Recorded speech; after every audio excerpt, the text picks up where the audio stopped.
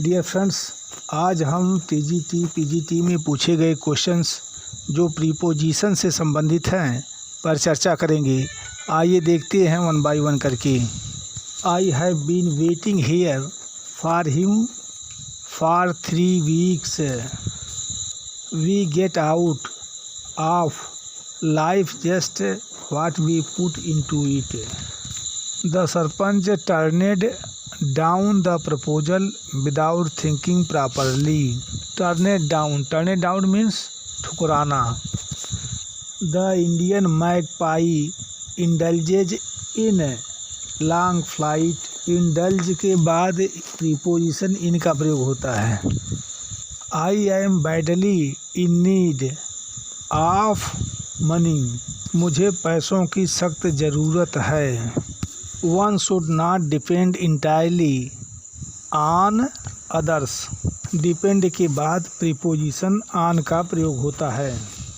All of us have been invited to tea। invite के बाद preposition to का प्रयोग होता है, to का। It is a translation of Horace's Ars Poetica।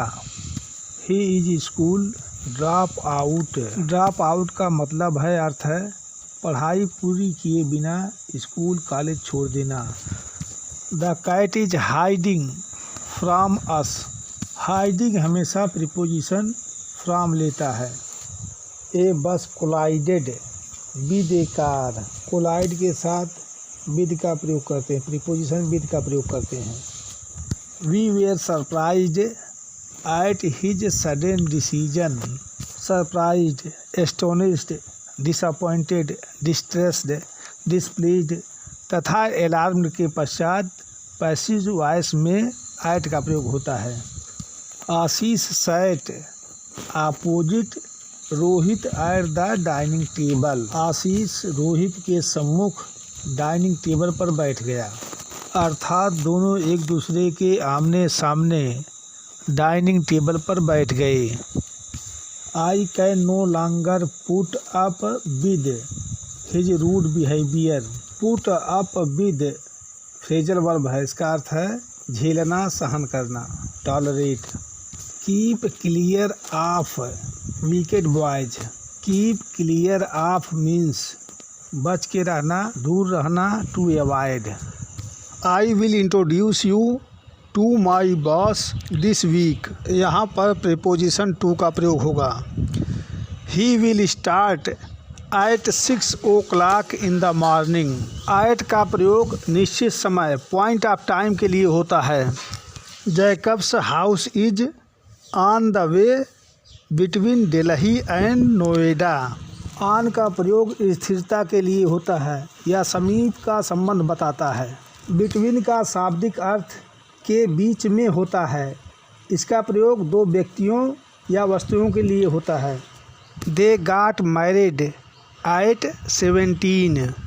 Eight का प्रयोग एज तथा चरण, स्टेज को अभिव्यक्त करने वाले शब्दों के पहले होता है। Malti is fed up with the weather. Fed up के बाद विद आता है, with. Can the doctor cure him of asthma. Cure के बाद ऑफ प्रीपोजिशन आता है, ऑफ। क्या डॉक्टर उसका अस्थमा ठीक कर सकता है। There is no cure for that disease. He has been here since Monday. Since for का प्रयोग परफेक्ट टेंस के लिए और परफेक्ट कंटिन्यूअस टेंस के लिए होता है। सिंस का प्रयोग पॉइंट ऑफ टाइम अर्थात फिक्स टाइम के लिए होता है। They all rain after the farmer's wife who cut off their tails with a carrying knife। run after means पीछा करना। this new machine will certainly step up production। step up means increase, बढ़ाना। step two means सामना करना, confront। step out means leave a place for a very short time। step in means get involved, शामिल होना। Step down means leave a job और position, अपने काम को छोड़ना, अपने जॉब को छोड़ना। स्टेप डाउन का दूसरा अर्थ है रिड्यूस कम होना, decrease. The newly elected leader called upon his associate to work for the good of their enterprise. Call on या कॉल अपॉन मीन्स करने के लिए कुछ कहना, किसी को करने के लिए कुछ कहना। कॉल आउट मीन्स ऊंची आवाज़ में बुलाना।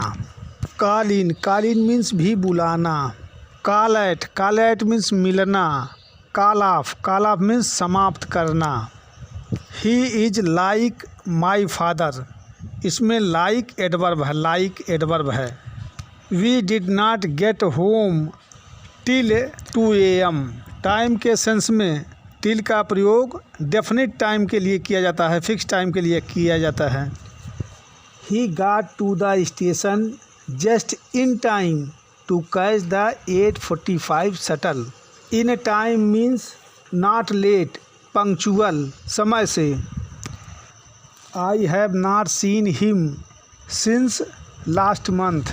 सिंस का प्रयोग पॉइंट ऑफ टाइम, निश्चित समय के लिए होता है। जैसे बजों के साथ सिंस 5 o'clock, सिंस 7 PM, 5 बजे से 7 बजे से आदि। दिनों के भागों के नाम से पहले, जैसे प्रातःकाल से सिंस मॉर्निंग, दोपहर से सिंस नून। दिन के नाम के पहले सिंस का प्रयोग करते हैं, जैसे सोमवार से सिंस मंडे, मंगलवार से सिंस ट्यूसडे आदि। अगर महीनों का नाम आता है तो भी सिंस का प्रयोग करते हैं, जैसे जनवरी से सिंस जनवरी, मार्च से सिंस मार्च आदि।